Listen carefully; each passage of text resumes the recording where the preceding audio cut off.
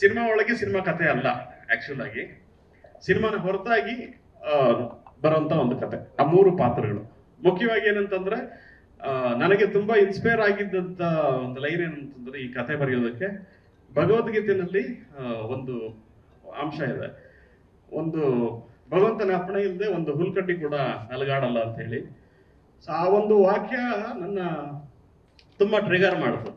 So ಯಾಕೆ ಈ ಒಂದು ಕಾನ್ಸೆಪ್ಟ್ ಅಲ್ಲೇ ನಾವು ಕತೆ ಬರಿಬಾರದು ಅಂತ ಹೇಳಿ, ಒಂದು ಘಟನೆಯಿಂದ ಇನ್ನೊಂದು ಘಟನೆಗೆ ಎಲ್ಲೋ ಒಂದು ಕಡೆ ರಿಯಾಕ್ಟ್ ಆಗುವಂತ, ರಿಫ್ಲೆಕ್ಟ್ ಆಗುವಂತ, ರಿಯಾಕ್ಷನ್ ಆಗುವಂತ ಒಂದು ಪಾತ್ರಗಳನ್ನ ಇಟ್ಕೊಂಡು ಹೇಳಿದಂತ ಒಂದು ಕತೆ. ಇಲ್ಲಿ ಬರುವಂತ ಎಲ್ಲ ಪಾತ್ರಗಳು ಕೂಡ ತುಂಬಾ ಬಹುಮುಖ್ಯ ಘಟ್ಟ ಇಡೀ ಚಿತ್ರದಲ್ಲಿ. ಆ ರೀತಿ ಪ್ರತಿಯೊಂದು ಪಾತ್ರಕ್ಕೂ ಅದರದೇ ಆದಂತ ಮಾನದಂಡ ಇದೆ, ಅದರದೇ ಆದಂತ ಗೌರವ ಇದೆ ಕಥೆಯೊಳಗೆ. ಸೊ ಯಾವ ಪಾತ್ರ ಕೂಡ ಒಂದೇ ಸೀನ್ ಬಂದೋದ್ರು ಆ ಒಂದು ಸೀನ್ ಕೂಡ ಏನಕ್ಕೆ ಬಂದಿದ್ದಾರೆ ಅನ್ನೋದನ್ನ ನಾವು ಹೇಳ್ತಾ ಹೋಗ್ತೀವಿ ಕ್ಲೈಮ್ಯಾಕ್ಸ್ ಅಲ್ಲಿ. ಆಮೇಲೆ ಎಲ್ಲೂ ಕೂಡ ಆಡಿಯನ್ಸ್ಗೆ ಬೋರ್ ಆಗೋ ಅಂಶಗಳು ಎಲ್ಲೂ ಇಲ್ಲ. ಕಂಪ್ಲೀಟ್ ಕಾಮಿಡಿ ಎಂಟರ್ಟೈನ್ಮೆಂಟ್, ಬಿದ್ದು ನಗುವಂತ ಸಿನಿಮಾ ಕೊನೆವರೆಗೂ ಅದೇ ರೀತಿ ಇರುತ್ತೆ.